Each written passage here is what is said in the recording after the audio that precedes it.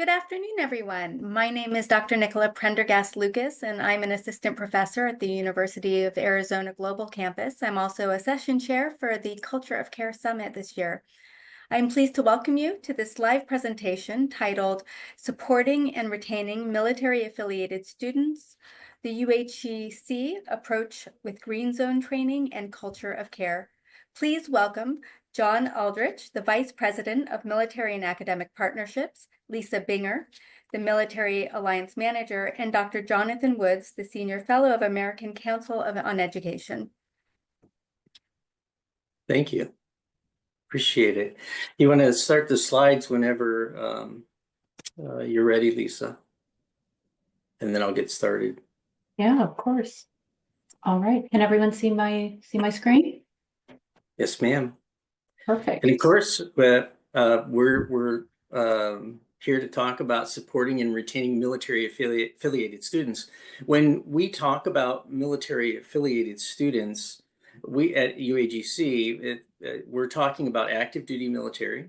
We're service members. So we're talking about National Guard, Reserve, veterans, family members, and spouses. So that's that we kind of throw them all in there. And we'll differentiate between each one as they come up in topics of discussion, so we can all be on the same page. Well, it's a pleasure to be here today to talk about a topic that's critical to the success of military students in higher education, and that is retention and support. It's become the buzzword, retention, lately, but it really is at the heart of what we're doing. But before I dive in, I kind of wanted to share a personal story, just a quick personal story. During my time in the Navy, I must have started and stopped, so to speak, at least a half a dozen times. I've had colleagues I've worked with that it took, 15 different colleges that they went to. That wasn't me. I kind of started and stopped at the same institution. But each time I tried, something would pull me away, whether it was field exercises, duty schedules, real funny duty schedules. I was a Naval Hospital Corpsman medic, and so sometimes you would end up working, mornings and then for 7 days, and then be on PMs, 3 to 11, and then that 11 generally spilled into 1 o'clock in the morning, or 11 to 7. So you're always switching around, and so there was duty station conflicts and self-doubt, getting started, how to get started, and my first duty station was Camp Pendleton in Southern California. It's a Marine Corps base, but I think the largest in the country. It's 200 square miles, and for a kid from Michigan who liked outdoor activity, it was a sportsman's paradise. Fishing got in the way all the time, surfing got in the way, hunting, you name it, they had it there. It was phenomenal, and all those distractions for a long time, I just couldn't seem to get momentum. Then finally, I started taking classes at a local community college. I think at the time it was called Miracosta Community College. It might be Miracosta College now. And I met someone. I took an English class about the third time. And I met her, and 40 years later, it's been over 40 years. Her name was Diana Matthews. I remember her really well. She was an English instructor, but she also worked at the Writing Center, and during class one day she goes, John, don't drop this year.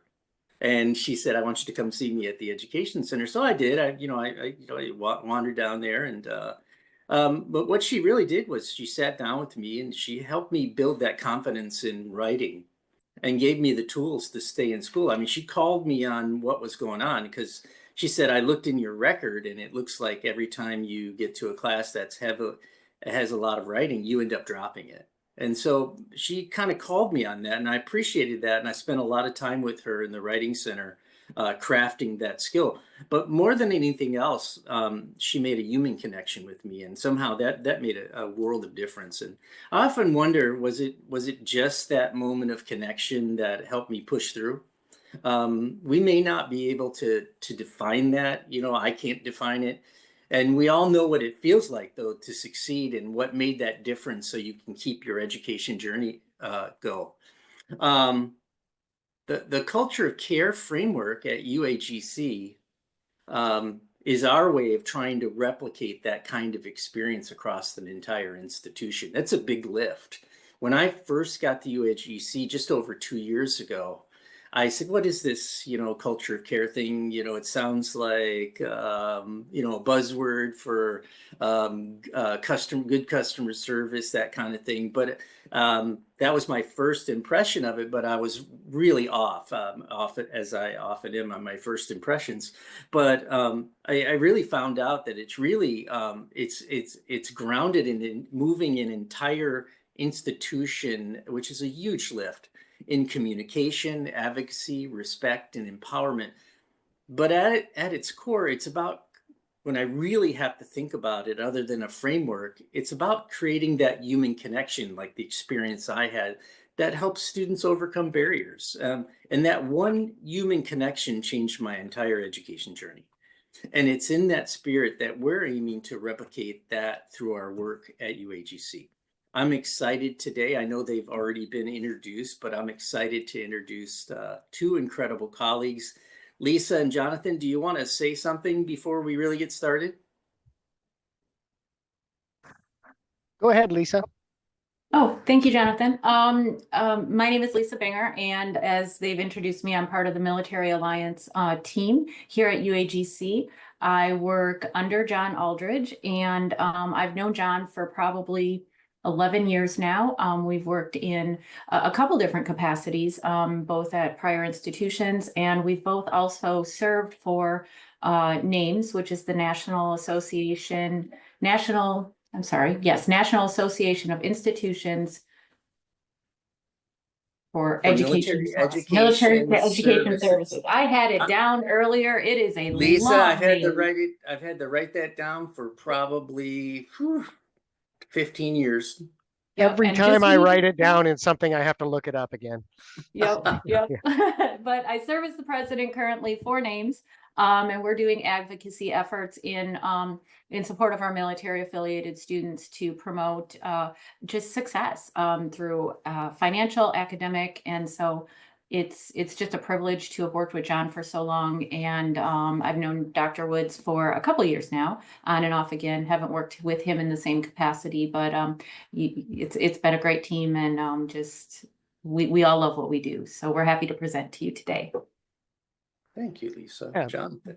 Just a little bit about my background and motivations. I've been most recently 10 years working the policy end of off-duty and voluntary education, managing the appropriation, the enterprise, the people, the infrastructure, the data systems that are serving about 800,000 uniformed military members in a variety of programs. The flagship program, of course, is military tuition assistance, and that's about 250,000 students that are service members that are taking courses every year, courses from 2,600 institutions, University of Arizona Global Campus being one of them.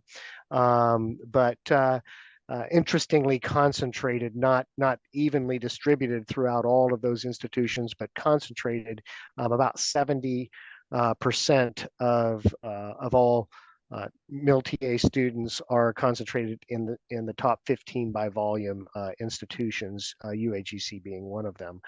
So we see an awful lot from my bird's eye view over the last 10 years. Now I have since moved on from DoD, and I'm currently representing the American Council on Education.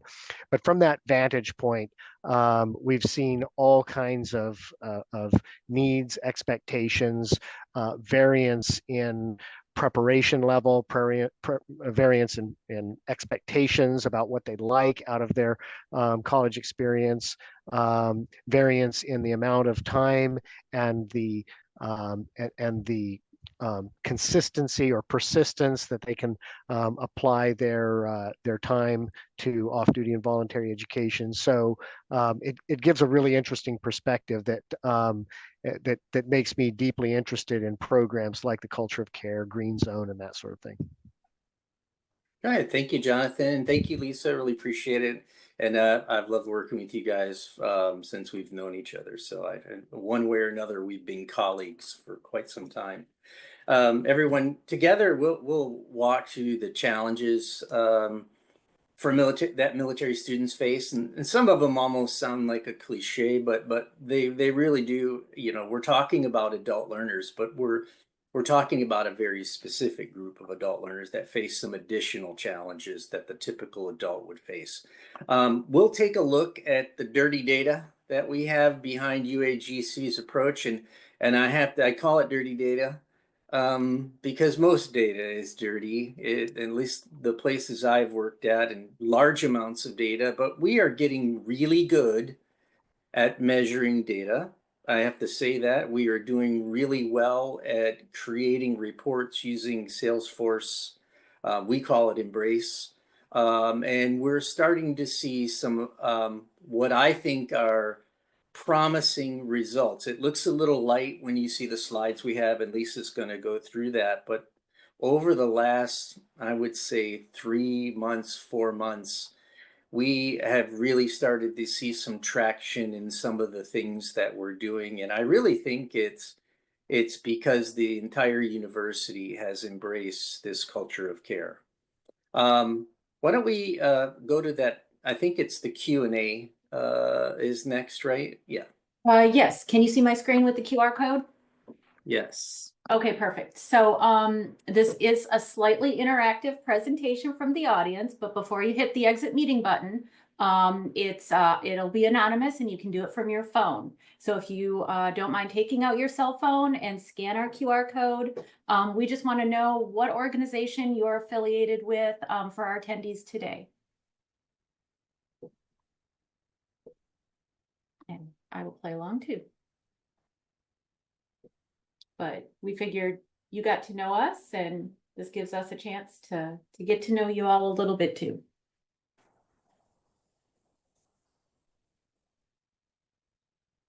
Oh, Duke, welcome. And UAGC.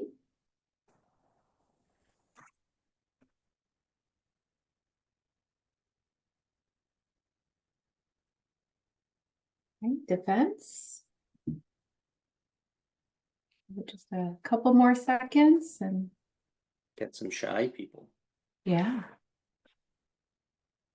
And that's why I said before you hit the exit meeting button, you can do it anonymously.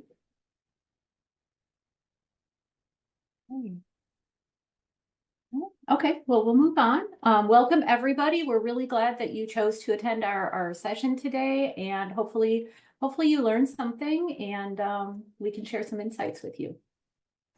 Thanks. Talk about the objectives for today's session.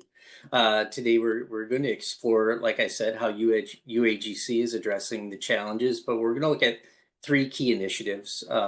Having dedicated military teams who understand the unique needs of service members and provide a tailored guidance, so to speak, through the student's journey.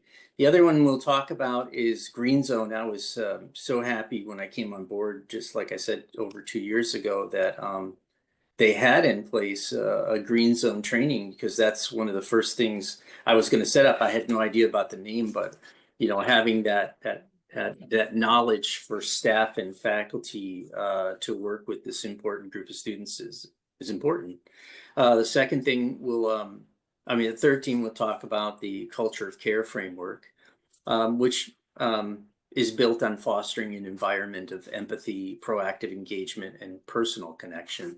And throughout this session, like I said, we're going to share some of our data on military retention, highlight some best practices, and discuss strategies that have had a measurable impact. In particular for us, we don't show it on our slides, but maybe I can get Lisa to share some of the stats we've had recently. If not, I'll do that. But thank you. This is what we're going to discuss today.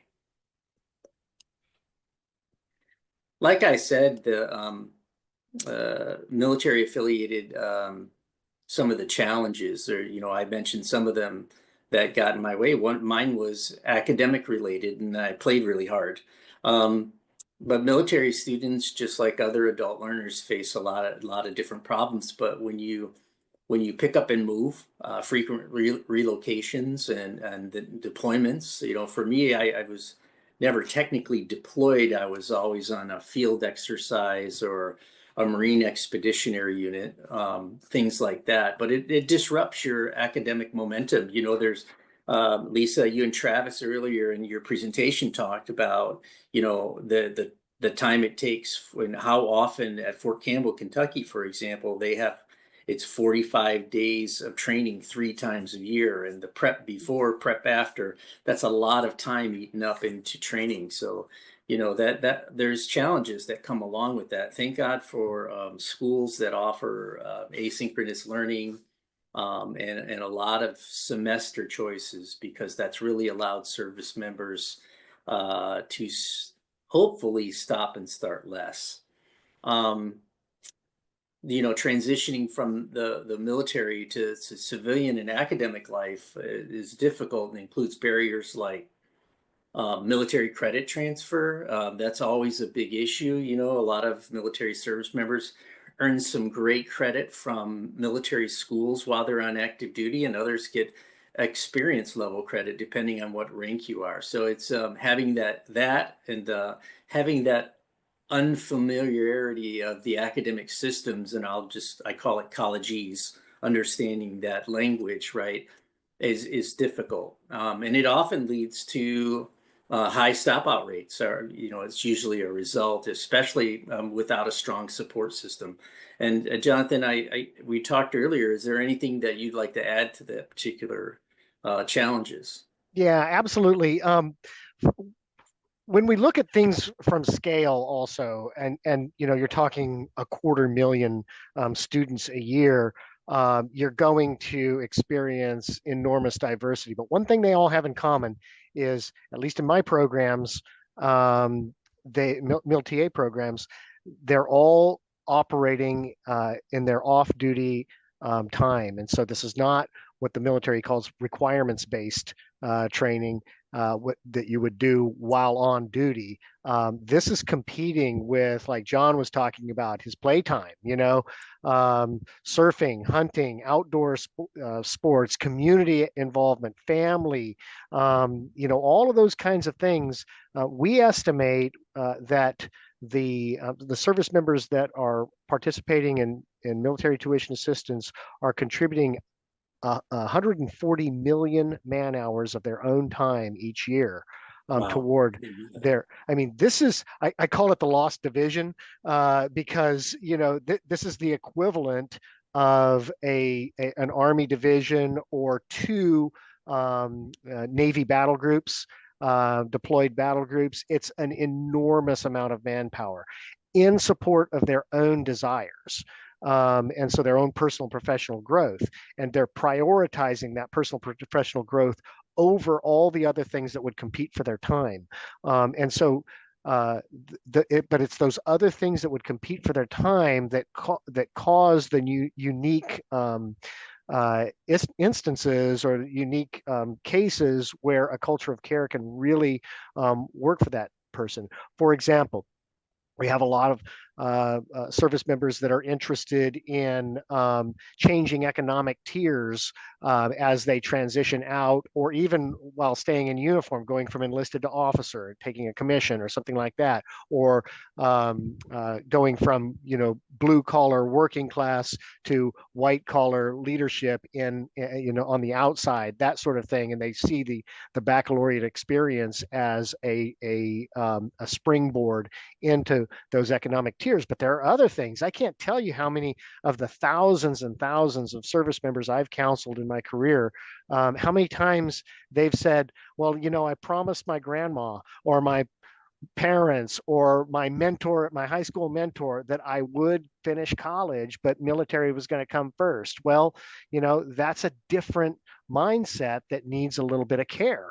And so, but there, you know, there's a couple of dozen different profiles like the 2 that I just mentioned, and that's where a culture of care can really come in handy, because of the diversity of the investment, that the time investment that they're putting in.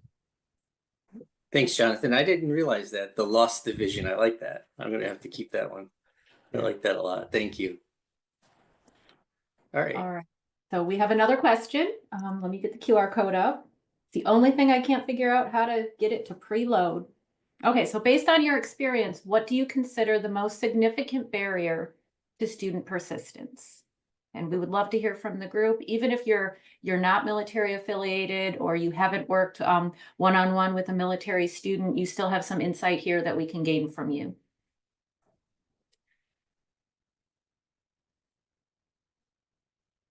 Balancing school and military duties, just like Jonathan and Dr. Woods just mentioned. Disconnected to the military community. We're going to talk about that, or the campus community. We're going to talk about that a little bit. Frequent relocations. Yep, we're going to talk about that as well. Good. Awesome. Thanks everyone for participating. Go ahead and move on. Okay, I think this is mine, right, John? I think so. Okay, so John and Jonathan have both touched on this a little bit in their talks so far, and so challenges in tracking student degree progression and retention. When you have military students, oftentimes they'll start with one school, move on to another school, and this can be determined by varying factors. Location can be one. Maybe they transition and PCS to a location that offers in-classroom classes that they didn't have before, so they might transfer schools. Maybe their battle buddy comes up and says, hey, I'm going to this school. You should come and go to this school as well. You'll get more transfer credit. So they switch schools. But tracking military students and degree progression and retention has been a challenge for a lot of universities thus far because of their high transfer rates, because of the stop out versus dropout rates. So when you have a student who's attending and they suddenly stop, it's unknown to the university sometimes if they've dropped out or if they're on a pause because they're relocating or perhaps they have a deployment coming up. So it's really hard from an institutional perspective to properly track these students to make sure that that we're getting our retention numbers correct and we're getting our dropout numbers correct. Differences in enrollment patterns and non-traditional pathways. We see this primarily in our Air Force students who are non-degree seeking because they're partnering already with Community College of the Air Force, and they take their general education courses with an academic institution and transfer those into Community College of the Air Force to complete that associate's degree that the Air Force Community College of the Air Force then awards them. And so these students might come to us for one class, they might come to us for 5 classes, and then they leave. And that's their intention, is to take those courses and move on to complete that goal. Well, that doesn't mean they're not persisting. They are persisting. They may just be persisting elsewhere. And how do we track those students to make sure that even if that student is a non-degree seeking student, to make sure they're persisting, that the education they've acquired with us and are taking the Community College of the Air Force is serving them appropriately, not to mention when they're done with that CCAF degree, because it's an associate's, what are their plans after? Are they going to return to higher academic education and pursue a bachelor's degree?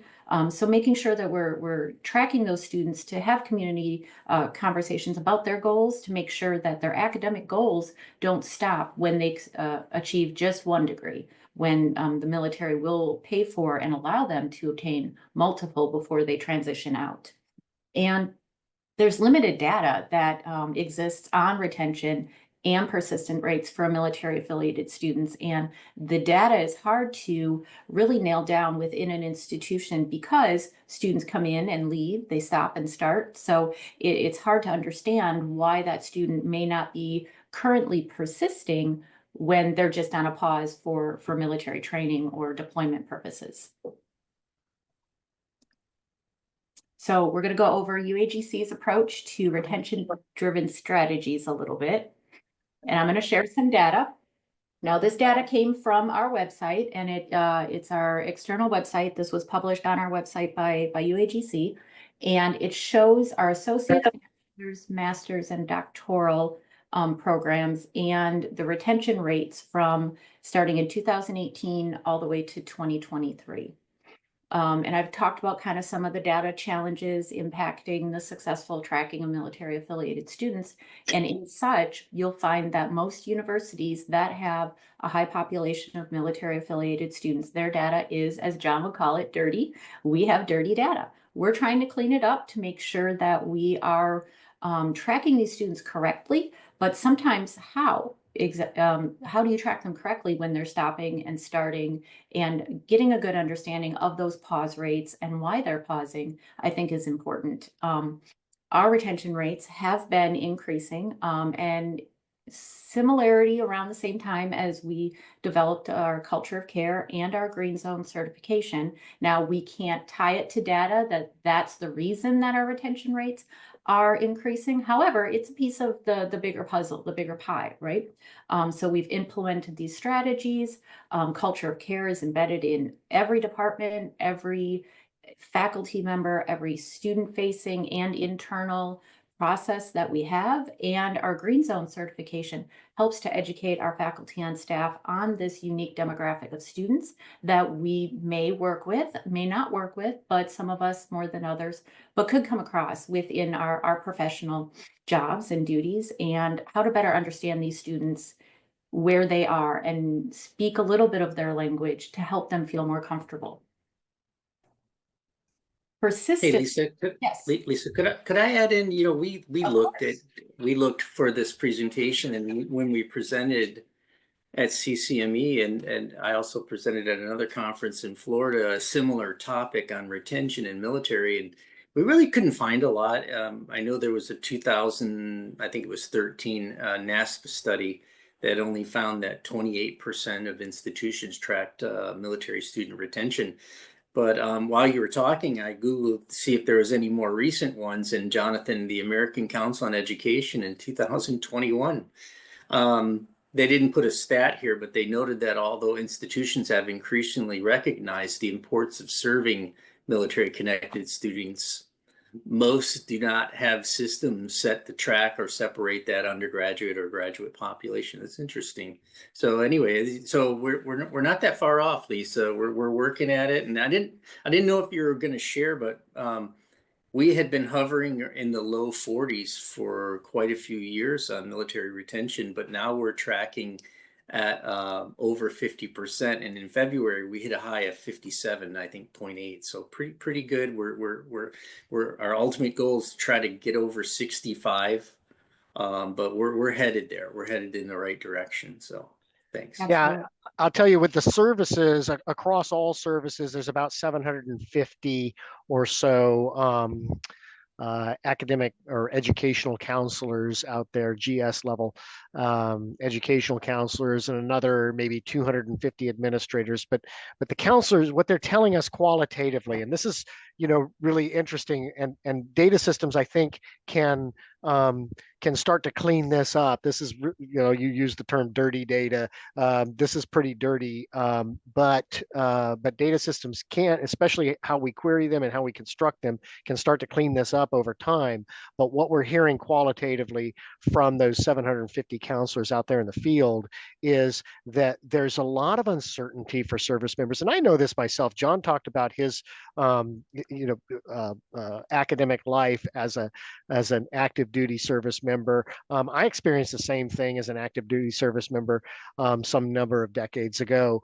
But there's a lot of uncertainty out there. I've listed a few of the uncertainties, and so I'll just read them off a little bit here. Many military students are dealing with a high degree of uncertainty. They're vaguely aware that they should be working on higher education.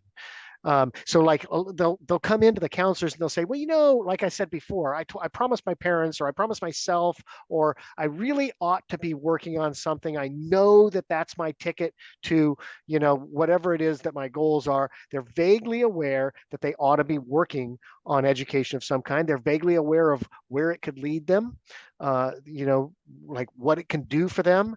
They're vaguely aware of what it would take to complete. They're vaguely aware of how it might pay off, and so that's a lot of vagueness, a lot of vaguely aware type stuff there. And so one thing that might really help is like when the opacity of the environment kind of crashes in on them, and they don't have answers to these kinds of things, that's when they're most susceptible to stopping out, to dropping out, to turning to the other things that are competing for their attention that are way more fun, maybe like, duck hunting or surfing or something like that.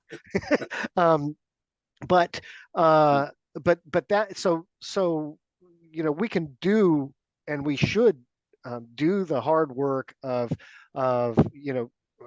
hardcore foundational research on the connections between these internal um, uh, the vagueness that service members experience, and how that relates to their persistence and their retention and their completion and their application of their academic progress or their academic credentials toward fulfilling their personal professional goals. But I think that's the issue, and that's where culture of care. I think when right now what we have is some qualitative evidence that there's uncertainty for the learner, and we have some quantitative evidence, like you see on this slide here, that interventions can help. But what we need to do is kind of better put those two together so that we have causal relationships there. It's a good relationship. Thanks. Yeah. And so touching just a little bit, there we go, on persistent rates. So retention being retaining the student within the same program year after year to completion, and persistence is how well that student does and continues to persist within that education goal or within that degree program. So our data is reflecting an increase in persistence among our military affiliated students, and also it's kind of showing that along with the culture of care and the green zone training. So at CCME conference last month of February, Department of Defense Voluntary Education provided an update, and they included that on average, service members will take 2.8 courses within an academic year in a tuition assistance year, which is 1 October through 30 September. However, at UAGC, we're finding that our military affiliated students are taking 4 to 5, which is much higher than what the average is for TA users. And we're hoping that our culture of care, our dedicated military advisors, our military alliance team out in the field, the support that our faculty are giving, if they're not military affiliated, what they've learned in green zone training, all of this is coming together, hopefully to help our military affiliated students stay committed in their education goals and persist. Even though it might be slower than their civilian counterparts, persistence is still measured in a movement forward to degree completion. Yeah, and I'll add, Lisa, that I saw the numbers for 2020. So those were 2023 numbers presented in 2024. And I saw the 2024 numbers that could have been presented in 2025. I saw these in January, I think. And it was up to, I think, 292 or 294. But it doesn't seem like much, from 2.8 to 2.92 or something like that. But as an average, that is amazingly massive a change. And so I think that there may be some trend that the serious are getting more serious. That last bullet you had there of 4 to 5 classes, it may be a trend across the board. It may not be, but it's really fascinating to see that my stats and my data systems are revealing something similar to what your stats and your data systems are revealing. That is interesting. Jonathan, you shouldn't have retired, because you could have presented that at CCME, but yeah, I know, but and was prepared to, and that was going to be a major talking point as well. Yeah, one of the things that what we're noticing, speaking of trends, and I'm noticing in our entire community, is the increase in the number of enlisted service members taking graduate degrees and using TA for graduate degrees. So I'm kind of wondering if that is what's pushing this. I don't know. Could be. Yeah, it's interesting. Graduate degrees, traditionally in MILTA, and it's just a function of cost. I did just a Google search kind of survey of what I could find in an hour's time about a year ago on average costs. And I just picked, I don't know, like I picked Minnesota State University at Mankato and, Notre Dame and maybe 5 or 6 different kind of just from different sectors and that sort of thing, trying to get to a graduate school cost per semester hour. And it was anywhere from $650 to $1,600 per hour. Semester. But Yeah. yeah, but my point is that graduate study is so very, very expensive, and that MILTA doesn't put a dent in the cost, and so it's really hard to really think about trends in graduate education in the military population, because it's almost like they're completely self-funded. So anyway, but historically, it's been 5% of the population taking graduate work and 10% of the cost. At 10% of the cost. Wow. At 10% of the cost. Yeah. Wow. Interesting. Thanks. Okay. So speaking on the challenges, just a little bit more of are associated with high academic pause rates in military affiliated students. So the diverse needs really speaks to that on why military affiliated students tend to have higher pause rates and stop out rates within their education journey. So when we talked about some of these topics, relocation, deployment, progression in their career. They may pause to get promoted and they'll come back to school later. But they do have a slower progression than their civilian counterparts typically. And you'll see that. So civilian students don't have the same challenges that military affiliated students do. And so they tend to move through their programs much quicker and the retention tends to be higher. It highlights a need for the clear pathways and the dedicated support, such as we have military affiliated advising groups and our military alliance team dedicating their time out in the field to meet with these students and help support them where they're at. Reconnecting to academic life after a pause can be a challenge for military affiliated students too, because they come back and they feel that they might have some skill and knowledge gaps where they were maybe persisting at a really fast rate and they were taking courses back to back, and then suddenly something happened within their military duty or their tempo increased within their unit, and now suddenly they've had to take that pause, come back, and they feel that there's a gap there in what they had learned and what they're going to be currently learning.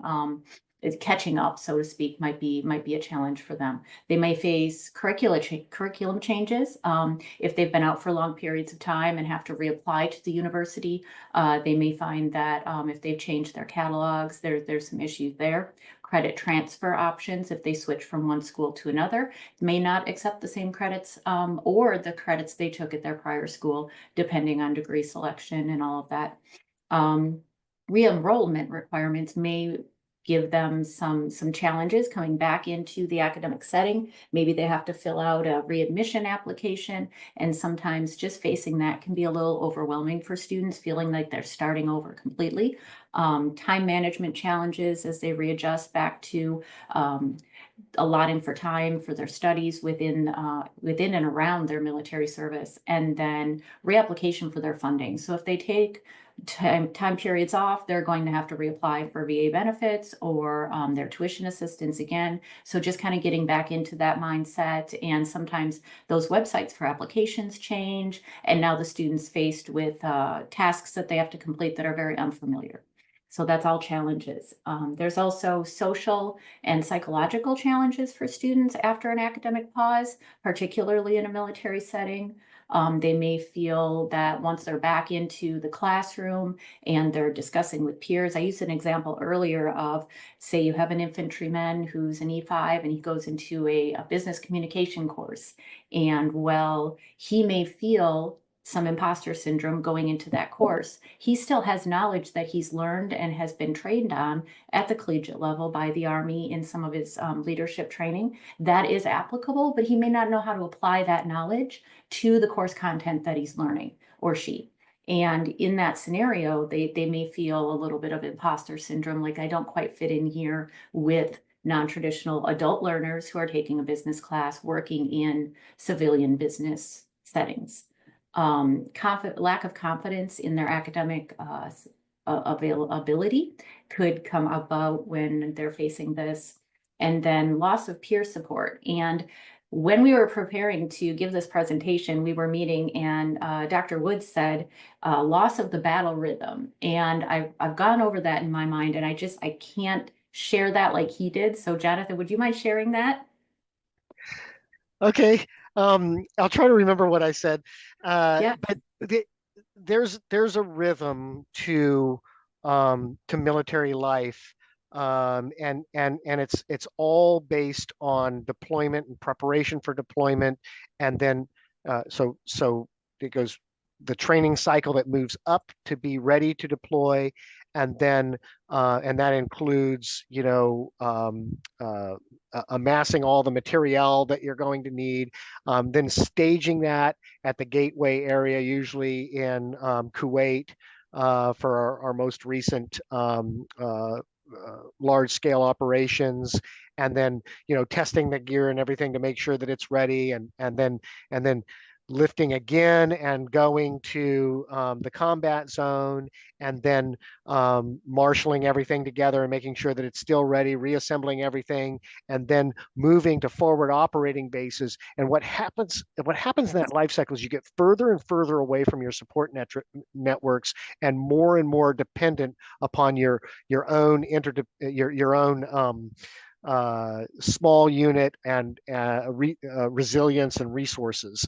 And then you move back from forward operating bases back to staging areas, and back to staging areas. And what you expect when you get back to those staging areas is support to re-equip, to recharge a little bit, and then move back out. And so it's kind of like you see these discussions of or these documentaries of climbing Mount Everest. And they go to base camp, and then they go higher, and then they come back. They go higher, and they come back. It's kind of the same thing.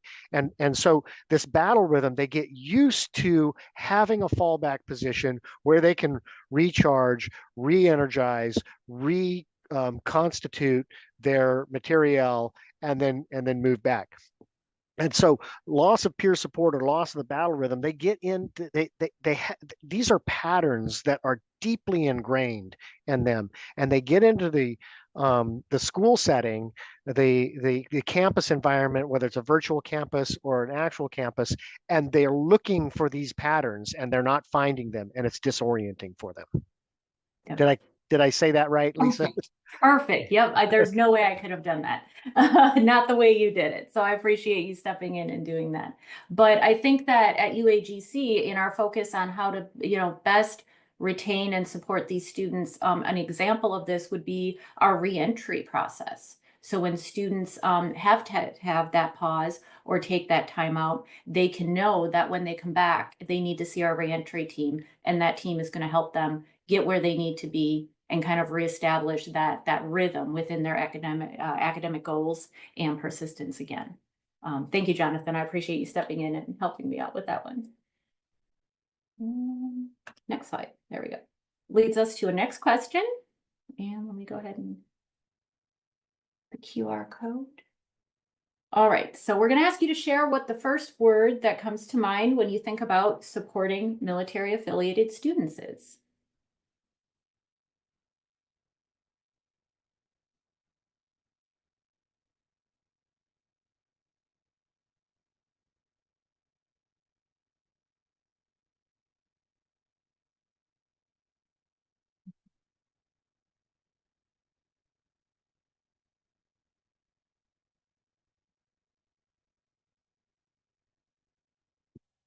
Perfect. No, these are good. Adaptation, empathy, clarity, listening, overseas, flexibility. adjustments. Yeah, these are all great, and it really ties to what our focus should be when we're working with military affiliated students on the challenges that they face. And so how are we doing that? So here at UAGC, what are our strategies for really connecting with these students and making sure that we're giving them the best support possible? So our dedicated military advisors, I know I've talked about them a couple times. I've mentioned them in this presentation, and they really comprehend the distinct needs of the military student, and they do well to assist in navigating our students within their academic journey. And then also UAGC's Green Zone certification. We're going to talk about that just a little bit more moving forward. But for faculty and staff who have taken the Green Zone certification training, it can really help to bridge that gap between understanding what military affiliated students are facing within their environments and how that trickles over into their academic learning. Flexible course scheduling, asynchronous courses, our 5-week and 6-week course options help students stay focused and engaged and move a little more quickly through their degree program, so that end is in sight, because we know that military students tend to take longer to complete programs. So they've got to have that end in sight if they're going to continue to progress through it. And then peer support networks. So good examples of this is we have an SVA chapter, Student Veterans of America. So if you have military affiliated students that you're working with, connecting them with that SVA chapter gets them in contact with other peers within our university that they can connect with and potentially be mentored by or mentor through their academic journey.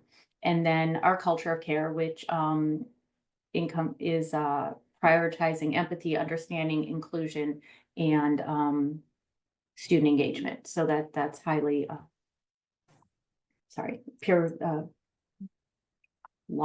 completely lost my words. There we go. I'm sorry, Lisa, you mentioned CHAMPS, right? I did not mention CHAMPS, no. CHAMPS, yeah. CHAMPS is a peer support network we have where we pair a new student with a very successful senior student, senior level, junior or senior year, so to speak. And CHAMPS is almost as bad as names, so I wrote it down. It's collaborative and holistic academic mentoring for career success. And it's an excellent program. I have been to 2 commencements so far. I've met with the folks that are in charge of this. I've met with students that have gone through that process, and they all speak really highly of it. So that peer-to-peer support is super important. Thanks. So I'm going to talk a little bit about UAGC's Green Zone training. And so Green Zone was originally, the term came about during the Afghanistan and Iraq deployments, where the Green Zone was the safe space for military personnel to come back to, where they knew that they were surrounded only by friends, right? Only by other military members. And different organizations have developed their own Green Zone training over time, but it's designed to cultivate a culture where military affiliates can feel safe and supported. So originally with UAGC's Green Zone training, it was developed in 2022, and they took it one step further. So in addition to the Green Zone training, they also tied it to a certification. So once you complete the Green Zone training and you take the test at the end, you get your little certification badge that you can add in your email signature, and it lets students identify that this faculty member or this staff member has taken and partaken in Green Zone training, so they have a little bit more understanding of what the military affiliated student faces. And then we have another question. All right, so have you participated in Green Zone training before? And while you're answering, I do need to apologize. I'm sorry I lost my words a little bit. The sun is coming into my office window, and my office got very, very warm all of a sudden. It was a little bit distracting, so I apologize. Okay, yes, I found it helpful. Love all the yeses. Okay, and to the no that, but I would like to, we do have the link at the end of our presentation so that you can participate. It is open to the public. Perfect. All right, go ahead and advance the slides. So what our Green Zone training really focuses on is it's got 5 modules. It goes over Military 101, just a brief introduction to each service, how that service first established and how they've kind of progressed. It goes over military finance to include tuition assistance, VA benefits. It talks about transition from civilian into, from military into civilian life. So the transition process that all military members will face, whether or not they get out of service or they retire. Service-connected disabilities, it touches on that just a little bit to better understand what some of our students who may have disabilities associated with the military are going through. And then a student's voice. So it talks about acronyms. It talks about different terminologies that students may use in and outside of the classroom when they're talking about their life and challenges that they're facing, and how to identify and relate those when having conversations with students. And then here's the link to our Green Zone training. It is, like I said, open to the public. You can get the certification badge. And anyone can take it. We encourage anyone who comes across it to share it, please. It's really a great resource. Right. And John, back to you. I think it's my turn again, huh? Yes. Yeah, that's all great. Let's talk about the culture of care, right? And I said earlier when we began this discussion that when I first came on board, I kind of looked at it as like a buzzword, but the culture of care isn't a buzzword. It's a foundation of how we support our students, especially those with military backgrounds. We've created a community grounded in trust and belonging, where students are seen and heard and supported through every stage of their journey. We're not perfect. We still make mistakes, but we are proactive about taking care of mistakes. You know, we work with a lot of students and different training modules for new hires, and you're bound to make some mistakes, but we work really hard to own up to them and try to solve them. We know that, you know, we realize that academic success doesn't happen in a vacuum. And that's why we invested in this culture of care. It helps students grow, not just as learners, but as professionals and individuals. You go on to the next slide, please. Yeah. You know, from a framework perspective,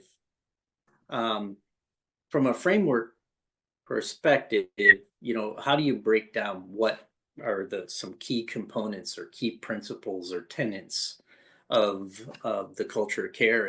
And really, we look at empathy and understanding, and that's where we train faculty and staff and recognize and respond to how to respond. Our faculty is tremendous. I hear more and more stories coming in from the field where people might be visiting education centers or working one-on-one with students, and some of the lengths of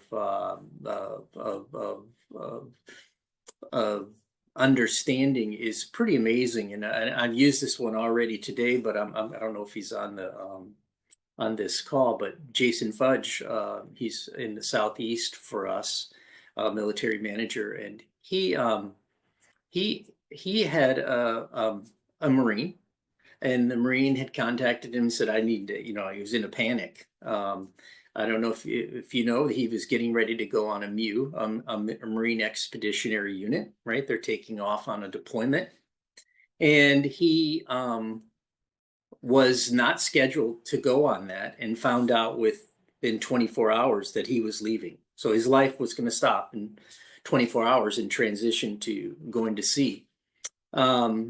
And, you know, Jason could see that he was in a panic, but he had the right empathy. And he just said, look, you don't worry about any of this. We'll take care of this. And Jason took care of everything on the back end that could have impacted this student. He goes, do your training, come see me when you get back. So it's that type of empathy. And we hear this all the time from faculty and staff for doing things like that. And it's important when you have someone that, you know, is stepping out of their life, so to speak. The other thing is inclusion and belonging, and through military focused peer groups, like we just mentioned, CHAMPS and other student organizations like SVA, but there's a lot of organizations. And so we even though everything is 100% online, we can create spaces where students feel connected. And I think that's incredibly important. There's proactive engagement. We don't wait, like I said earlier, we don't wait for problems to arise. Our early outreach and intervention strategies help students to stay on track. Well, we really do focus on that. And then there's the holistic support. You know, we address the full spectrum of student needs, from academics to personal issues. We have counseling, financial issues, and we have a tremendous career service department. You know, every commencement they have they have other career fairs throughout the year, but the one at commencement is one of our largest draws. It's pretty amazing, the amount of employers and the engagement. Even family members are there looking for jobs. But so this culture is made real through tangible support systems, dedicated military teams, like Lisa mentioned, academic advisors, green zone trained staff, flexible course. I've heard flexibility probably 3 times, 4 times today, and it really is, you know, how are you formatting your courses? You know, are they monthly?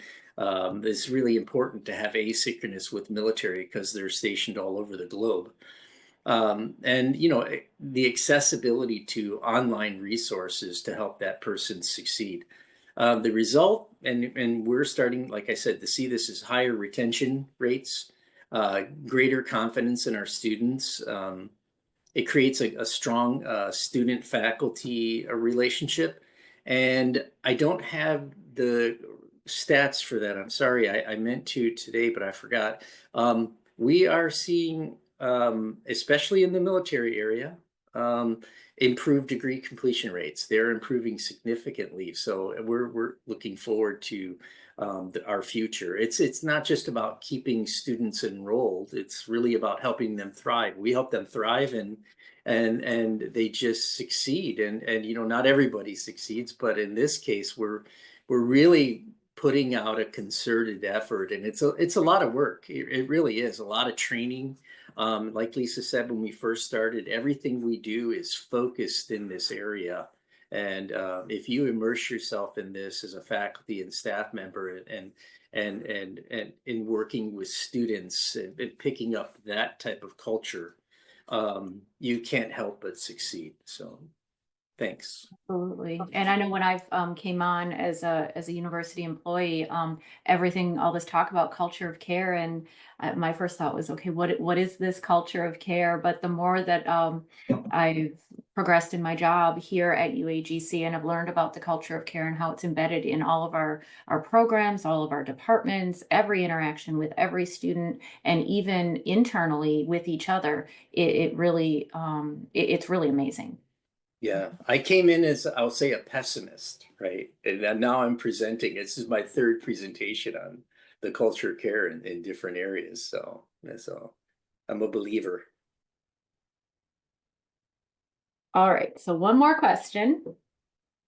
And QR code, there we go. What is one thing your institution could do better to support military affiliated students? John and I presented this at CCME, so we had a very diverse audience from multiple academic institutions. Some DoD staff came and attended, some education center personnel, ESOs, and counselors came and attended. And so we got some really good feedback from those attendees, and then it carried over into our post presentation discussion. And we learned that a lot of colleagues who work for other institutions, one, they really liked our presentation and what we're doing in areas of green zone. But there's some really remarkable ways out there that other institutions are also trying to facilitate the same type of support for their students. And on top of that, just learning between institutions and finding out what other institutions are doing was really interesting. But we got great feedback from our audience on things we're doing here at UAGC. So we've got a couple of options here. It looks like the most popular is increased visibility of military-friendly resources. That is a really good one, because sometimes if you don't know what you don't know until you learn it. So, and you can't share it if you've not been associated with it. Okay, on to Dr. Woods. All right. Well, thank you.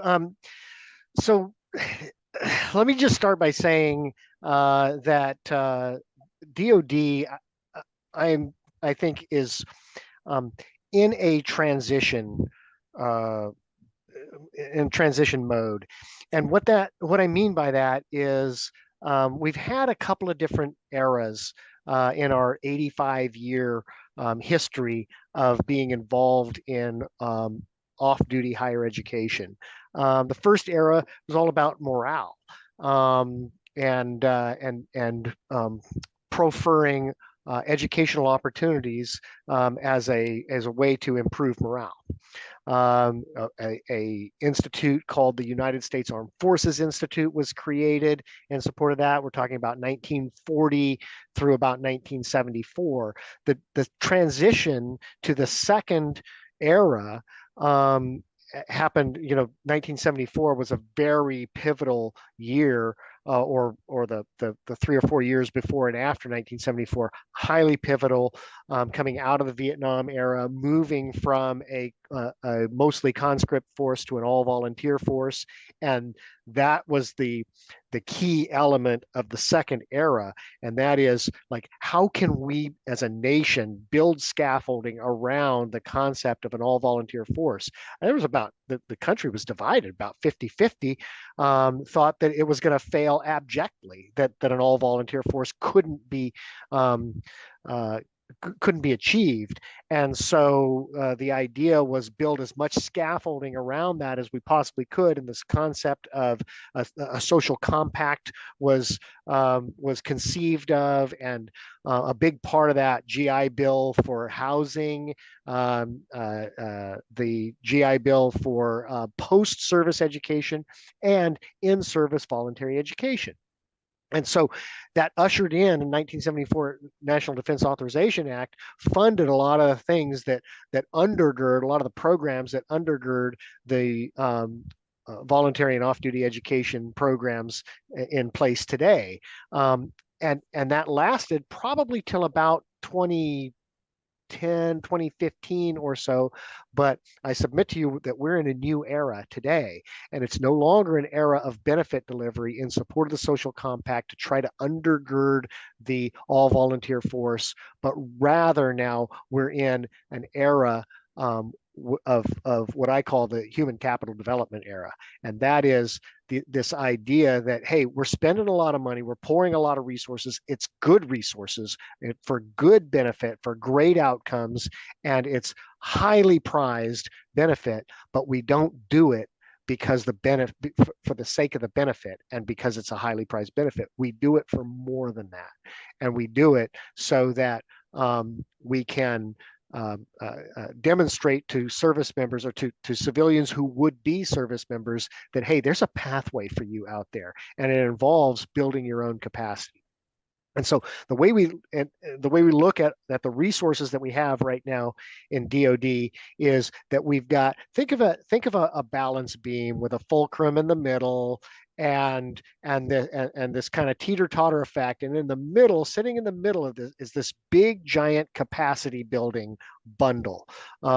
It's all the institutions that I talked about before that are partner institutions. It's the entire appropriation for off-duty and voluntary education. It's about $650 million a year. It's all the institutions that we have partnerships with. It's this big capacity generating bubble that is in kind of in the middle. And so it doesn't teeter-totter very much, but on either end are accessions and accession policy, and transitions and transition policy. And so those things matter an awful lot. And but the capacity generating bubble is not going to be affected. And so where DoD, I think, is going is, maybe it should be. Maybe it should pay better attention to the inputs of those civilians who are going to become service members, and they're thinking about assessing into the military. What can I become while I'm in the under the auspices of uniform service? And what's my what's the mechanism for helping me to become that? And that's that ball of capacity in the middle there. But also, what's needed on the outside? What are the gaps in the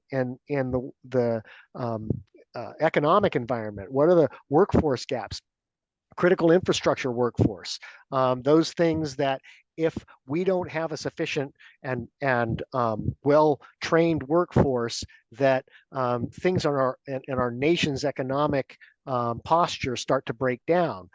Things like transportation and logistics, things like security, both physical and cyber security, things like infrastructure building, like advanced manufacturing, semiconductors, and things like that, and traditional things, healthcare, education, all of the capacity that is going to transition out on one end of that teeter-totter can be generated within the bubble of our capacity generation function. And so we think in terms of not just benefit delivery these days, but we're thinking in terms of long-term impacts. And that's the shifting landscape, slow but growing emphasis on tracking student outcomes to measure success. And so when I see things like John's previous slide that was talking about impacts, that's talking my language, because at a national policy level, whether it's military policy, whether it's economic policy, domestic policy, all of these kinds of things that are administration functions, I think in terms of, all right, you have activities, and activities are usually good, and we put all of our energy and our resources into the activities, and we should measure those things. But better than activities is outcomes, like better retention in an academic program is an outcome. Completion rates, degree completion rates, these reduced time to completion, these are all outcomes that could and should be tracked. And that's way better than tracking activities. But at the apex is what John had on the right side of his last slide there, and that's impacts. And like, what impact is it having to have faster time to completion and better course completion and program completion rates? Well, how does that impact the needs of the nation in terms of critical infrastructure workforce needs, those kinds of things? And so that's what DoD has been, starting to look at and think about, and how it can use its partners to improve metrics on all three of those levels: activity, outcome, and impact. So that's where it's really intriguing for some of the three-letter agencies to talk to partner institutions like UAGC that is working on this culture of care that can really, really impact metrics at all three of those levels. If you can move to the next slide. And as we're moving, I'll pause to hear anything that Lisa or John wants to add to that. I put myself on mute. Sorry, I'm good. That was excellent. Thank you. Okay. All right. Yeah, thank you, Jonathan. So we've done some studies, we meaning the Department of Defense has done some studies with federally funded research and development centers, and we came up with this thing that I call the rule of 12s, that the Center for Naval Analyses, and it was published, I think, in 2019, maybe 2021. I don't know. It was finished in like 2016, but it took us a long time to get it published. So I'm not sure exactly when it was published, but what you're looking for, if you want to look up the reference, is Center for Naval Analyses tracking outcomes. It's a suite of studies, and the authors are Dr. Lauren Malone and Dr. Elizabeth Cleland, and they came up with, it's a bunch of data, really data tables and things like that. But there's some fascinating insights mined from the data tables that they came up with. It's like 85 pages of data tables and 4 pages of fascinating analysis of those data tables. One of the things they came up with was what I call the rule of 12s, and that is that there are two 12s in this. The first one you see in the sub bullets there, only 12% of tuition assistance users complete a degree while under DoD observation. And that qualifier is really important because, you know, they're part-time students, they're off-duty students. We already talked about how, you know, their time is very precious, and there's competition on their time and all that. So it takes a while to get through. In fact, we know exactly how long it takes. That's the second 12. Of those 12% that complete a degree of any kind while under DoD observation, it takes them about 12 years. And so without assigning qualitative value to those two numbers, you know, like I don't want to get in the habit of saying 12%, that's preposterous. It should at least be 29% or something, you know, something like that. I don't want to assign values to that, good, bad, or indifferent, nor to the 12 years. I just want to say it is what it is. But the key question is, could we, by making interventions, by engaging in interventions, could we change the dynamic of the rule of 12s? Is it possible?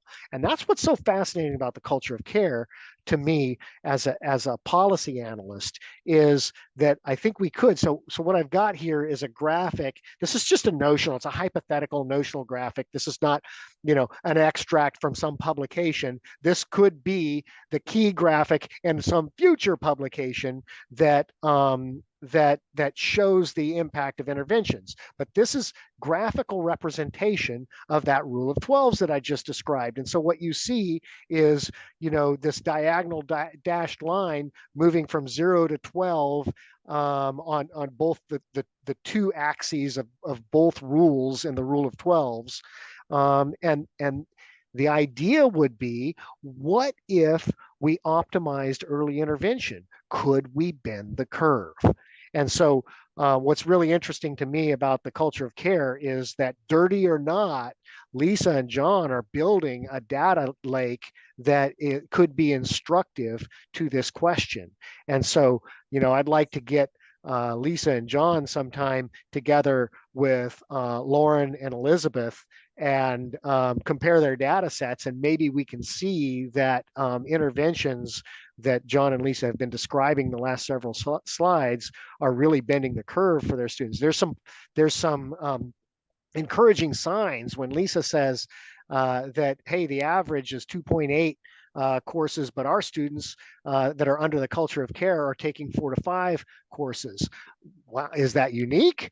Is it a common trend? But it's encouraging that hey, maybe they are bending the curve, because let's face it, if you're taking 3 courses a year, it's going to take you X amount of time to finish a degree of some kind. And if you're taking 5 courses, it's going to take you X minus time to complete a degree. So this is fascinating stuff. And I just was really excited to really start looking at maybe merging some data sets and seeing if some of these interventions are having impact on some of the bigger picture things, especially going back to what I said about the teeter-totter. Okay, if we want to influence, if we want to use this capacity generating engine to really do something more than be a self-licking ice cream cone, if we want it to impact something. I heard that one. If we wanted to impact, you know, economic environments external to the department or the institution or the academy, then where do we begin? And this is a place to begin. That's awesome, Jonathan. As you know, we talked earlier. Lisa, many of you might not know, but Lisa is knee deep in a doctoral program. So we're trying to coax her into maybe this being part of her or her dissertation. But you know, we're a little biased, right? So I love looking at this stuff, and I will say one thing: our data is getting cleaner by the day. Now, once we have moved off an older system that we had and into Salesforce, it allowed us to focus on new data and some historical data, and it's improving significantly. So I think Lisa's going to have a great time in her dissertation figuring this out for us, and I look forward to being seeing it published. I look forward to learning through the process. Great. Thanks, Dr. Woods. Sure. On to the next slide. I have opened my office door, so the heat has exited my office and my brain is working again. So I do apologize. Earlier, it just got real warm in here. All of a sudden, I didn't take account that southern sun coming through my window. So we're on to collaborative discussion and best practices. So we have some questions that we pre-developed for the audience. If we have questions from the audience, we would love to hear those first.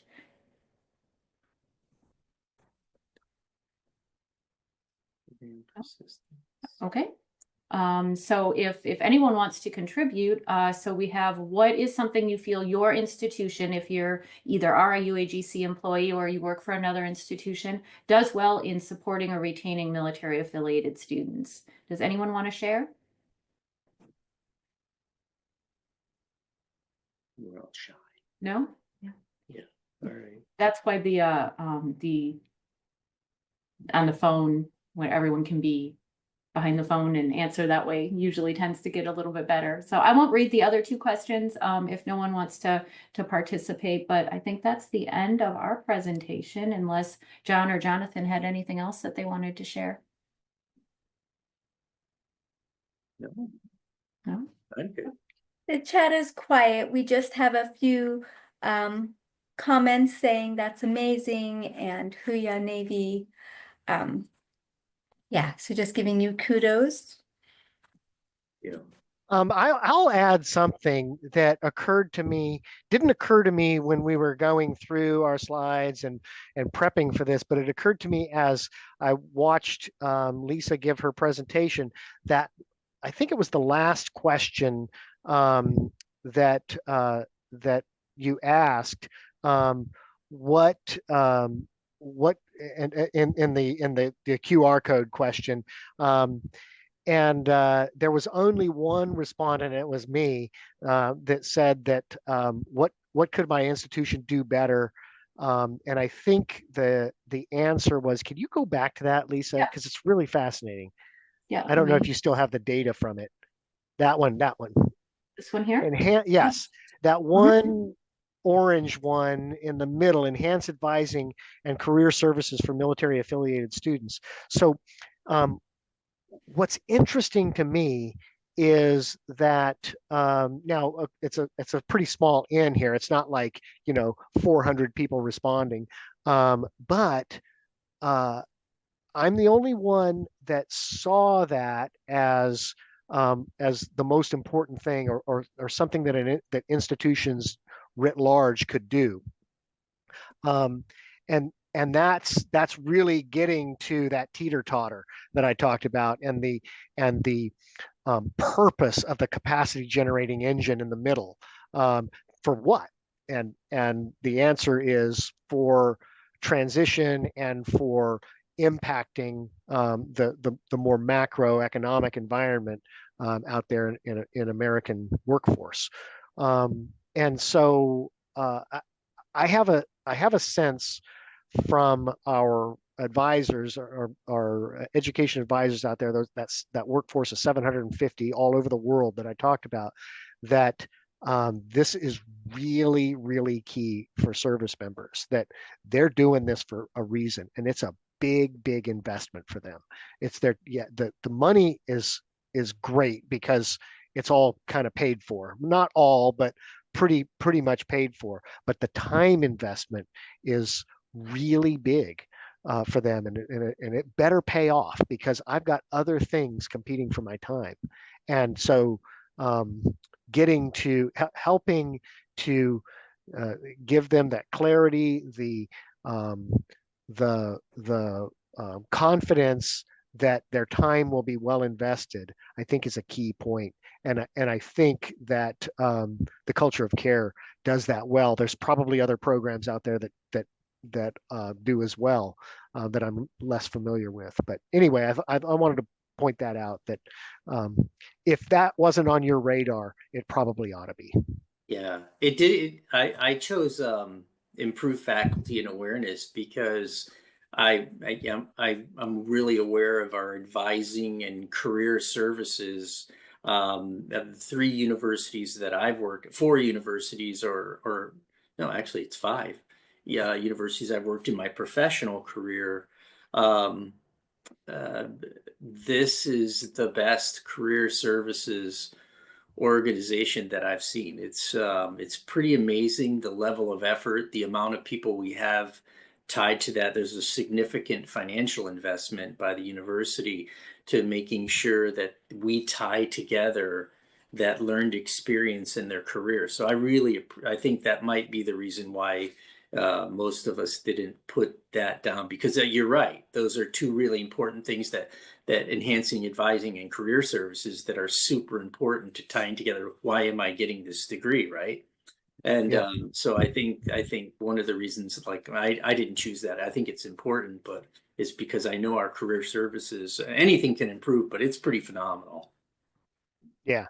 Yeah, and maybe that's maybe that's the case for a lot of institutions, that you know, they're very familiar with those, administrators are very familiar with those, and that they're working well. It's just our sense, I think, from you know, Yeah. at the DoD policy level, that it could definitely improve. Not everywhere. At one point, I was the director of job placement and career services at a technical college in Beaufort, South Carolina. And even though I was in charge of that, we did not have anything close to the resources that the university that I'm at now, at UAGC. So it's interesting what's invested if you look around, and so it really would help to if maybe we need to talk more with our DoD counterparts when we're out in the field. Thanks. Yeah, it could be. Yeah, awesome. Yeah, awesome. Okay. All right. Well, that's Well, about thank a you wrap. all for attending. Yeah, if there's, go ahead. Please, you first. Oh, no, I was just gonna say, if there's any additional questions, or if not, then we definitely want to say thank you for attending and participating in our QR code slides. And And I was just going to say a big thank you to all of you for this wonderful presentation. I know there was loads of good information in it, and I think everybody probably benefited from that. So thank you to Dr. Jonathan Woods, Lisa Binger, and John Aldrich for your time and your insights today.